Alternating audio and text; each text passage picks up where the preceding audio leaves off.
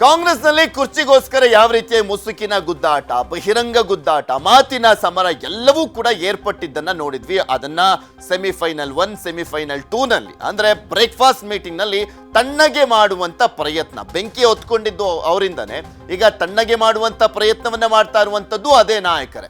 ಅದು ಸದ್ಯದ ಬ್ರೇಕ್ ಅಷ್ಟೇ, ಟೆಂಪ್ರವರಿ ಬ್ರೇಕ್ಫಾಸ್ಟ್ ಮುಖಾಂತರ ಕಾಂಗ್ರೆಸ್ನಲ್ಲಿ ಕುರ್ಚಿಗಾಗಿ ಮುಸುಕಿನ ಗುದ್ದಾಟ, ಬ್ರೇಕ್ಫಾಸ್ಟ್ ಒಗ್ಗಟ್ಟಿನ ಬಳಿಕ ಮಹತ್ವದ ಬೆಳವಣಿಗೆ. ಮಂಗಳೂರಿನಲ್ಲಿ ಇಂದು ಮಹತ್ವದ ಮೀಟಿಂಗ್ ಅನ್ನ ಕರೆಯಲಾಗಿದೆ. ಒಂದು ಮಹತ್ವದ ಮೀಟಿಂಗ್ ನಡೀತಾ ಇದೆ ಮಂಗಳೂರಿಗೆ ಇಂದು ಕೆಸಿ ವೇಣುಗೋಪಾಲ್ ಭೇಟಿಯನ್ನ ಕೊಡ್ತಾ ಇದ್ದಾರೆ. ಕಾಂಗ್ರೆಸ್ನ ಪ್ರಧಾನ ಕಾರ್ಯದರ್ಶಿ ಕೆಸಿ ವೇಣುಗೋಪಾಲ್ ಯಾಕೆ ತುಂಬಾ ಇಂಪಾರ್ಟೆಂಟ್ ಆಗ್ತಾರೆ ಅಂದ್ರೆ, ರಾಹುಲ್ ಗಾಂಧಿ ಅವರು ಯಾರ್ದಾದ್ರೂ ಮಾತನ್ನ ಕೇಳ್ತಾರೆ ಅಂದ್ರೆ ಪ್ರಮುಖವಾಗಿ ಕೆಸಿ ವೇಣುಗೋಪಾಲ್ ಅವರ ಸಲಹೆ ಅವ್ರು ಕೇಳ್ತಾರೆ. ಸಾಕಷ್ಟು ನಿರ್ಧಾರಗಳನ್ನ ಕೂಡ ಕೆಸಿ ವೇಣುಗೋಪಾಲ್ ಹೇಳ್ದಂತೆ ನಡೆಯುತ್ತೆ ಅಂತಲೂ ಕೂಡ ಹೇಳಲಾಗುತ್ತೆ. ಅಂದ್ರೆ ನರೇಂದ್ರ ಮೋದಿ ಅವರು ಯಾವ ರೀತಿಯಾಗಿ ಅಮಿತ್ ಶಾ ಅವ್ರನ್ನ ನೋಡ್ತಾರೆ, ಅದೇ ರೀತಿಯಾಗಿ ರಾಹುಲ್ ಗಾಂಧಿ ಅವರು ವೇಣುಗೋಪಾಲ್ ಅವ್ರನ್ನ ನೋಡ್ತಾರೆ. ಮಂಗಳೂರಿಗೆ ಹೋಗ್ತಾ ಇದ್ದಾರೆ ಸಿಎಂ ಸಿದ್ದರಾಮಯ್ಯ. ಇವತ್ತು ಕುರ್ಚಿ ಬಿಕ್ಕಟ್ಟಿನ ಬಗ್ಗೆ ವೇಣುಗೋಪಾಲ್ ಜೊತೆ ಚರ್ಚೆಯನ್ನ ಮಾಡ್ತಾರಾ? ಕಾಂಗ್ರೆಸ್ ಬೆಳವಣಿಗೆಗಳ ಬಗ್ಗೆ ಕೆಸಿ ವೇಣುಗೋಪಾಲ್ಗೆ ಮಾಹಿತಿಯನ್ನ ಕೊಡ್ತಾರಾ? ಸೋನಿಯಾ ರಾಹುಲ್ ಭೇಟಿ ಬಗ್ಗೆ ಸಿಎಂ ಇಂಗಿತವನ್ನ ವ್ಯಕ್ತಪಡಿಸುವಂತ ಸಾಧ್ಯತೆ. ಡಿಸೆಂಬರ್ 8ಕ್ಕೆ ದೆಹಲಿಗೆ ಹೋಗಿ ಭೇಟಿ ಮಾಡಿ ಚರ್ಚೆಯನ್ನ ಮಾಡುವಂತದ್ರ ಬಗ್ಗೆ ಸಮಯಾವಕಾಶವನ್ನ ಕೇಳ್ತಾರಾ? ಇದೆಲ್ಲವೂ ಕೂಡ ಇರುವಂತ ಪ್ರಶ್ನೆಗಳು. ಕೆಸಿ ವೇಣುಗೋಪಾಲ್ ಕಾಂಗ್ರೆಸ್ನ ಸಂಘಟನಾ ಪ್ರಧಾನ ಕಾರ್ಯದರ್ಶಿ. ಇನ್ನು ದಿನ ಕಳೆದಂತೆ ಬದಲಾಗ್ತಾನೆ ಇದೆ ಸಿಎಂ ಮಾತಿನ ವರಸೆ. ಅಧಿಕಾರ ಶಾಶ್ವತ ಅಲ್ಲ, ಏನಾಗುತ್ತೋ ಆಗ್ಲಿ, ಯಾವುದಕ್ಕೂ ತಲೆ ಕೆಡಿಸ್ಕೊಳ್ಳಲ್ಲ ಅಂತ ಸಿಎಂ ಮಾತನಾಡಿದ್ರು. ಬ್ರೇಕ್ಫಾಸ್ಟ್ ಮೀಟಿಂಗ್ ಹೋಗಿದ್ರಲ್ವಾ ಬೆಳಗ್ಗೆ, ಅದಾದ ನಂತರ ವೇಣುಗೋಪಾಲ್ ಕೃಷ್ಣ ಅವ್ರ ಜೊತೆ ಹೊರಗಡೆ ಬರುವಂತ ಸಂದರ್ಭದಲ್ಲಿ ಮಾತನಾಡಿದಂತ ಹೇಳಿಕೆ ಅದು. ಹೈಕಮಾಂಡ್ ಹೇಳಿದಾಗ ಡಿಕೆ ಸಿಎಂ ಆಗ್ತಾರೆ ಅಂತ ಹೇಳಿದ್ರು. ಮಾಧ್ಯಮದವ್ರು ಕೇಳಿದ್ರು, ಡಿಕೆ ಶಿವಕುಮಾರ್ ಯಾವಾಗ ಸಿಎಂ ಆಗ್ತಾರೆ ಸಾರ್ ಅಂತ. ತುಂಬಾ ಚಾಣಕ್ಷತ್ರದಿಂದ ಮಾತನಾಡಿದ್ರು ಸಿದ್ದರಾಮಯ್ಯನವರು. ಹೈಕಮಾಂಡ್ ಹೇಳಿದಾಗ ರೀ ಅಂತ ಮಾತನಾಡಿದ್ರು ಸಿದ್ದರಾಮಯ್ಯ. ಸಂಜೆ ಅಧಿಕಾರ ಶಾಶ್ವತ ಅಲ್ಲ ಅನ್ನುವಂಥ ಮಾತು, ರಾಜಕೀಯ ನಮ್ಮ ಅಪ್ಪನ ಆಸ್ತಿ ಅಲ್ಲ ಅಂತಲೂ ಕೂಡ ಮಾತನಾಡಿದ್ರು. ಅದು ಹೇಳಿಕೆ ಕೊಟ್ಟಿದ್ದಲ್ಲ, ರಾಜಕೀಯ ನಮ್ಮ ಅಪ್ಪನ ಆಸ್ತಿ ಅಲ್ಲ ಅಂತಲ್ಲ, ಅದನ್ನ ಮಾತನಾಡ್ತಾ ಬೇಳೂರು ಗೋಪಾಲ್ ಕೃಷ್ಣ ಅವ್ರ ಜೊತೆ ಮಾತನಾಡುವಂತ ಸಂದರ್ಭದಲ್ಲಿ ಬಂದಂತ ಪದಗಳು.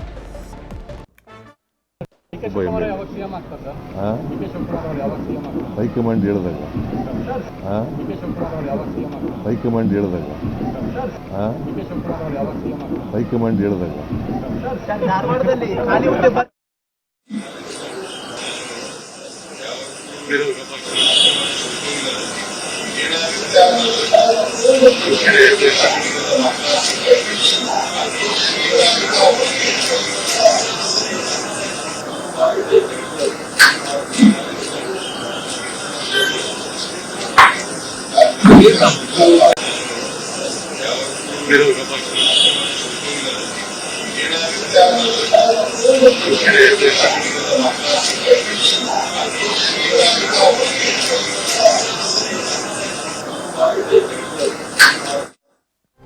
ಇದೆಲ್ಲದ್ರ ಬಗ್ಗೆ ಇನ್ನಷ್ಟು ಮಾಹಿತಿಯನ್ನ ಕೊಡ್ತಾ ಹೋಗ್ತಾರೆ ನಮ್ಮ ಪ್ರತಿನಿಧಿ ಕೃಷ್ಣ. ನಮ್ಮ ಜೊತೆ ನೇರ ಸಂಪರ್ಕದಲ್ಲಿ ಜಾಯ್ನ್ ಆಗಿದ್ದಾರೆ. ಕೃಷ್ಣ, ಇವಾಗ ಸಿದ್ದರಾಮಯ್ಯನವರು ಎಲ್ಲೋದ್ರು ಸುದ್ದಿ, ಏನ್ ಮಾತನಾಡಿದ್ರು ಸುದ್ದಿ, ಯಾವ ನಾಯಕರನ್ನ ಎಲ್ಲಿ ಭೇಟಿ ಆಗ್ತಾರೆ ಅನ್ನುವಂಥದ್ದು ಕೂಡ ಸಹಜವಾಗಿ ಸುದ್ದಿ ಆಗ್ತಾನೆ ಬರ್ತಾ ಇದೆ. ಇನ್ನು ಇವತ್ತು ಮಂಗಳೂರಿಗೆ ಕೆಸಿ ವೇಣುಗೋಪಾಲ್ ಬರ್ತಾ ಇದ್ದಾರೆ, ಅವರನ್ನ ಭೇಟಿ ಆಗ್ತಾ ಇದ್ದಾರೆ. ಈ ಭೇಟಿ ಎಷ್ಟರ ಮಟ್ಟಿಗೆ ಮಹತ್ವವನ್ನ ಪಡ್ಕೊಂಡಿದೆ ಅಂತ? ಪೃಥ್ವಿರಾಜ್, ಎಸಿಸಿ ಪ್ರಧಾನ ಕಾರ್ಯದರ್ಶಿ ಕೆಸಿ ವೇಣುಗೋಪಾಲ್ ಅವರು ಸಾಮಾನ್ಯ ನಾಯಕರಲ್ಲ, ಬದಲಾಗಿ ರಾಹುಲ್ ಗಾಂಧಿ ಅವರು ಅತ್ಯಾಪ್ತರು. ಅವರು ರಾಜ್ಯಕ್ಕೆ ಬರ್ತಾ ಇರ್ತಕ್ಕಂಥ ಸಂದರ್ಭದಲ್ಲಿ ಸಹಜವಾಗಿಯೇ ಪವರ್ ಶೇರಿಂಗ್ ಅನ್ನೋ ಒಂದು ವಿಚಾರ ಏನಾದರೂ ಒಂದು ನಿರ್ಧಾರ ಆಗುತ್ತೆ ಅನ್ನುವಂಥದ್ದು ರಾಜ್ಯ ಕಾಂಗ್ರೆಸ್ನಲ್ಲಿ ಇದೀಗ ಕುತೂಹಲ ಕೆಡೆ ಮಾಡಿಕೊಂಡಿರುವಂಥದ್ದು. ಮಂಗಳೂರಿಗೆ ಕೆಸಿ ವೇಣುಗೋಪಾಲ್ ಅವರು ಭೇಟಿಯನ್ನು ಕೊಡ್ತಾ ಇದ್ದಾರೆ. ಅಲ್ಲಿ ಮುಖ್ಯಮಂತ್ರಿಗಳು ಕೂಡ ಹೋಗ್ತಾ ಇದ್ದಾರೆ, ಒಂದು ಕಾರ್ಯಕ್ರಮದಲ್ಲಿ ಭಾಗಿಯಾಗ್ತಾ ಇದ್ದಾರೆ ಇಬ್ಬರು ಕೂಡ. ಅದಾದ ನಂತರವಾಗಿ ಪ್ರತ್ಯೇಕವಾಗಿ ಮಾತುಕತೆ ಮಾಡುವಂಥ ನಿಟ್ಟಲ್ಲಿ ಕೂಡ ಮುಖ್ಯಮಂತ್ರಿಗಳು ಮನಸ್ಸನ್ನು ಮಾಡಿದ್ದಾರೆ. ಸಿಎಂ ಸಿದ್ದರಾಮಯ್ಯ ಇರುವಂಥದ್ದು ಏನಂತದ್ದು ಸಂಪುಟ ಪುನರಚನೆಯನ್ನು ಮಾಡಬೇಕು ಅನ್ನೋಂಥದ್ದು. ಅದರಿಗೆ ಅವ್ರಿಗೆ ಅಡ್ಡವಾಗಿರುವಂಥದ್ದು ಡಿಕೆ ಶಿವಕುಮಾರ್ ಅಧಿಕಾರ ಹಂಚಿಕೆ ಪವರ್ ಶೇರಿಂಗ್ ಅನ್ನೋ ವಿಚಾರ. ಇಂತಹ ಸಂದರ್ಭದಲ್ಲಿ ಯಾವ ರೀತಿಯಾಗಿ ನಡೆಯನ್ನು ತೋಡಬೇಕು ಅನ್ನೋ ನಿಟ್ಟಿನಲ್ಲಿ ಕೆಸಿ ವೇಣುಗೋಪಾಲ್ ಅವರ ಜೊತೆಗೂ ಕೂಡ ಸಿದ್ದರಾಮಯ್ಯ ಚರ್ಚೆ ಕೂಡ ಮಾಡಿದ್ದಾರೆ. ಮತ್ತೊಂದು ಕಡೆ ರಾಹುಲ್ ಗಾಂಧಿ ಅವರ ಮನಸ್ಥಿತಿ ಏನಿದೆ ಅನ್ನುವಂಥದ್ದು, ಅಂದರೆ ಕರ್ನಾಟಕ ರಾಜ್ಯ ರಾಜಕಾರಣದ ವಿಚಾರವಾಗಿ ಯಾವ ರೀತಿ ಇದೆ ಅನ್ನುವಂಥದ್ದು. ಮತ್ತು ಎಸಿಸಿ ಅಧ್ಯಕ್ಷರಾಗಿರ್ತಕ್ಕಂಥ ಮಲ್ಲಿಕಾರ್ಜುನ್ ಖರ್ಗೆ ಅವರೇ ಇಂದನೇ ತಿಳ್ಕೊಳ್ಳೋದಕ್ಕೆ ಸಾಧ್ಯ ಆಗಲಿಲ್ಲ ರಾಹುಲ್ ಗಾಂಧಿ ಅವರ ಮನಸ್ಥಿತಿಯಲ್ಲಿ ಏನಿದೆ ಅನ್ನುವಂಥದ್ದು. ಈಗ ಮುಖ್ಯವಾಗಿ ಈಗಿರ್ತಕ್ಕಂಥ ಗೊಂದಲಗಳನ್ನು ಸರಿಪಡಿಸುವಂಥ ನಿಟ್ಟಿನಲ್ಲಿ ಖರ್ಗೆ ಅವರು ಒಂದು ರೀತಿ ಬ್ರೇಕ್ಫಾಸ್ಟ್ ಮೀಟಿಂಗ್ ಪಾಲಿಟಿಕ್ಸ್ ಮುಖಾಂತರವಾಗಿ ಇಬ್ಬರು ನಾಯಕರ ಸಂಧಾನಕ್ಕೆ ಮುಂದಾಗಿದ್ದಾರೆ, ಅದರಲ್ಲೂ ಕೂಡ ಸಫಲರಾಗಿದ್ದಾರೆ.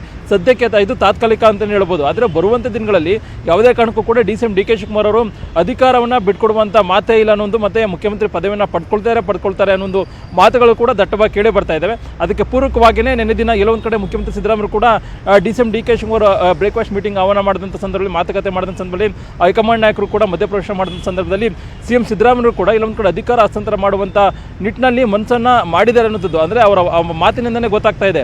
ನವೆಂಬರ್ 20 ಕೂಡ ನಾನೇ ಮುಖ್ಯಮಂತ್ರಿ ಆಗ್ತೀನಿ ಅನ್ನೋ ಮಾತನ್ನು ಕೂಡ ಹೇಳ್ತಾ ಇದ್ರು. ಆದರೆ ನವೆಂಬರ್ 20 ಬಳಿಕವಾಗಿ ನಾನು ಈಗ ಹೈಕಮಾಂಡ್ ನಾಯಕರು ಹೇಳಿದಂತೆ ಕೇಳ್ತೀನಿ ಅನ್ನೋ ಮಾತನ್ನು, ಇದೆಲ್ಲದ್ರ ಬಗ್ಗೆ ಕೂಡ ಇವತ್ತು ಕೆ ಸಿ ವೇಣುಗೋಪಾಲ್ ಅವ್ರ ಜೊತೆಗೆ ಚರ್ಚೆ ಮಾಡೋದ್ರ ಮುಖಾಂತರವಾಗಿ ಒಂದಷ್ಟು ಮಾತುಕತೆ ನಡೆಸುವಂಥದ್ದು ಮತ್ತು ಸಂಪುಟ ಪುನರಚನೆ ವಿಚಾರವಾಗಿ ಅಂತಿಮವಾದ ನಿರ್ಧಾರವನ್ನು ಕೈಗೊಳ್ಳುವಂಥದ್ದು ಮತ್ತು ರಾಜ್ಯ ರಾಜಕಾರಣದ ವಿಚಾರವಾಗಿ ಕರ್ನಾಟಕದ ಕಾಂಗ್ರೆಸ್ ಪರಿಸ್ಥಿತಿ ಬಗ್ಗೆ ಕೆ ಸಿ ವೇಣುಗೋಪಾಲ್ ಅವರ ಜೊತೆ ಚರ್ಚೆಯನ್ನು ಮಾಡೋದ್ರ ಮುಖಾಂತರವಾಗಿ ಕೆ ಸಿ ವೇಣುಗೋಪಾಲ್ ಅವರು ಆದಷ್ಟು ಬೇಗ ರಾಹುಲ್ ಗಾಂಧಿ ಅವರನ್ನ ಭೇಟಿ ಮಾಡಿ ಇಲ್ಲಿ ರಾಜ್ಯ ಕಾಂಗ್ರೆಸ್ನ ನಾಯಕತ್ವದ ಬಿಕ್ಕಟ್ಟು ಶುರುವಾಗಿದೆ ಅದನ್ನು ಆದಷ್ಟು ಬೇಗ ಇತ್ಯರ್ಥ ಮಾಡಿಸುವಂಥ ನಿಟ್ಟಿನಲ್ಲಿ ನೀವು ಪ್ರಯತ್ನವನ್ನು ಮಾಡಿ ಅನ್ನೋ ಮನವಿಯನ್ನು ಕೂಡ ಮುಖ್ಯಮಂತ್ರಿಗಳು ಮಾಡುವಂಥ ಸಾಧ್ಯತೆ ಇದೆ. ಆದರೆ ವೇಣುಗೋಪಾಲ್ ಅವರು ಸಿ ಎಂ ಸಿದ್ದರಾಮಯ್ಯ ಅವರಿಗೆ ಏನು ಸೂಚನೆ ಕೊಡ್ತಾರೆ ಅನ್ನೋದು ಕೂಡ ಈಗಾಗಲೇ ಸಾಕಷ್ಟು ಕುತೂಹಲಕ್ಕೆ ಎಡೆ ಮಾಡಿಕೊಂಡಿರುವಂಥದ್ದು. ಈಗಾಗಲೇ ಡಿ ಕೆ ಶಿವಕುಮಾರ್ ಒಂದೇ ಮಾತು ಹೈಕಮಾಂಡ್ ಮಾತಿನಂತೆ ಮತ್ತು ಹೈಕಮಾಂಡ್ ನನ್ನ ಪರವಾಗಿ ನಿಲ್ಲುತ್ತೆ ಅನ್ನುವಂಥದ್ದು.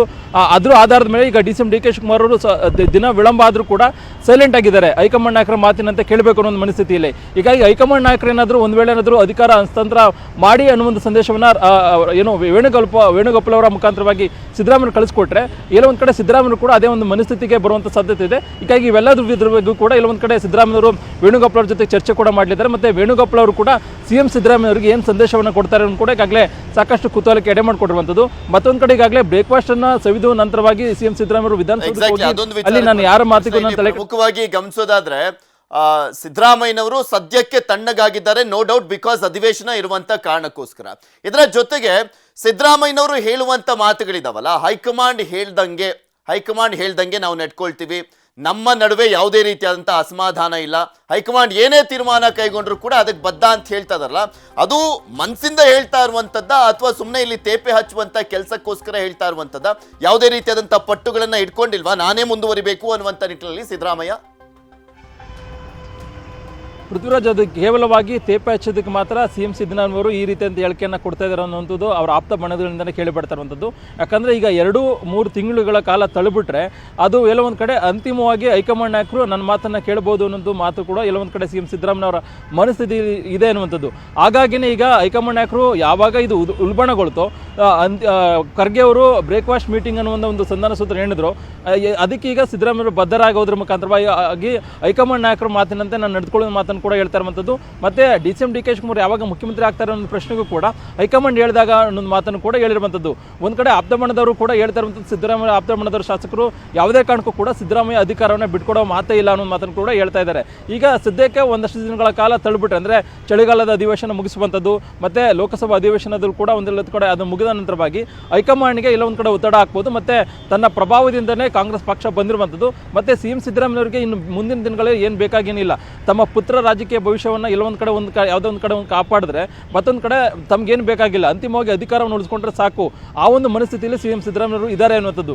ಆದ್ರೀಗ ಸದ್ಯಕ್ಕೆ ಹೈಕಮಾಂಡ್ ನಾಯಕರು ಮಧ್ಯಪ್ರವೇಶ ಮಾಡಿರ್ತಕ್ಕಂಥ ಸಂದರ್ಭದಲ್ಲಿ ಅನಿವಾರ್ಯವಾಗಿ ಅವ್ರ ಮಾತನ್ನು ಕೇಳಬೇಕು ಅನ್ನೋ ಕಾರಣಕ್ಕೋಸ್ಕರವಾಗಿ ಸಿ ಎಂ ಸಿದ್ದರಾಮಯ್ಯವರು ಹೈಕಮಾಂಡ್ ನಾಯಕರ ಮಾತಿನಂತೆ ನಡೆದುಕೊಳ್ಳೋ ಮಾತನ್ನು ಕೂಡ ಹೇಳ್ತಾ ಇರುವಂಥದ್ದು. ನಿನ್ನೆ ದಿನ ಪೃಥ್ವಿರಾಜ್ ನೀವು ಗಮನಿಸಬಹುದು, ಬ್ರೇಕ್ಫಾಸ್ಟ್ ಮೀಟಿಂಗನ್ನು ಮುಗಿಸಿದ ನಂತರವಾಗಿ ವಿಧಾನಸೌಧಕ್ಕೆ ಹೋಗಿ ಬೇಳೂರು ಗೋಪಾಲಕೃಷ್ಣ ಬೇರೆ ಯಾವುದೇ ವಿಚಾರವಾಗಿ ಬೇಳೂರು ಗೋಪಾಲಕೃಷ್ಣ ಅವರು ಮಾತಾಡಿಲ್ಲ. ಡಿ.ಸಿ.ಎಂ ಮನೆಯ ಬ್ರೇಕ್ಫಾಸ್ಟ್ ಮೀಟಿಂಗ್ ಹೆಂಗಿತ್ತು ಅನ್ನೋದ್ರ ಬಗ್ಗೆ ಪ್ರಶ್ನೆಗೇನೆ ಸಿ ಎಂ ಸಿದ್ದರಾಮಯ್ಯವರು ಆ ರೀತಿಯಿಂದ ಉತ್ತರವನ್ನು ಕೊಟ್ಟಿದ್ದಾರೆ. ನಾನು ಯಾರಿಗೂ ಕೂಡ ತಲೆ ಕೆಡಿಸ್ಕೊಳ್ಳಿಲ್ಲ, ನಾನು ರಾಜಕೀಯ ನಮ್ಮ ಅಪ್ಪಂದಲ್ಲ ಅನ್ನೋ ಒಂದು ಹೇಳಿಕೆಯನ್ನು ಕೊಡೋದ್ರ ಮುಖಾಂತರವಾಗಿ ಒಂದು ರೀತಿ ಅಧಿಕಾರ ಹಸ್ತಾಂತರ ಅನ್ನೋ ಒಂದು ವಿಚಾರವಾಗಿಯೇ ಸಿ ಎಂ ಸಿದ್ದರಾಮಯ್ಯ ಈ ಒಂದು ಮಾತನ್ನು ಆಡಿದ್ದಾರೆ ಅನ್ನುವಂಥದ್ದು. ಹಾಗಾಗಿನೇ ಈಗ ಸಿ ಎಂ ಸಿದ್ದರಾಮಯ್ಯ ಈ ಒಂದು ಮಾತು ಇನ್ನೊಂದು ಕಡೆ ಡಿ ಕೆ ಶಿವಕುಮಾರ್ಗೂ ಕೂಡ ಒಂದು ರೀತಿ ನಿದ್ದೆಗೆಡಿಸಿರುವಂಥದ್ದು. ನಿನ್ನೆ ದಿನ ಸಿ ಎಂ ಸಿದ್ದರಾಮಯ್ಯ ಜೊತೆಗೆ ಡಿ ಕೆ ಶಿವಕುಮಾರ್ ಸಂತೋಷದಿಂದ ತಿಂಡಿಯನ್ನು ಕೂಡ ಸೌದಿದ್ರು.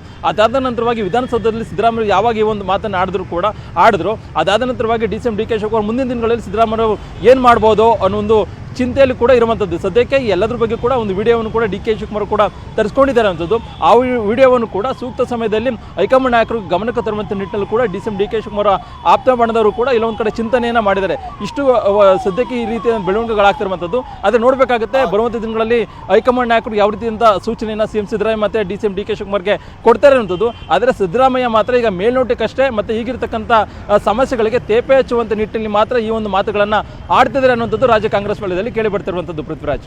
ಓಕೆ, ಧನ್ಯವಾದ ಕೃಷ್ಣ ನಿಮ್ಮೆಲ್ಲ ಮಾಹಿತಿಗಾಗಿ.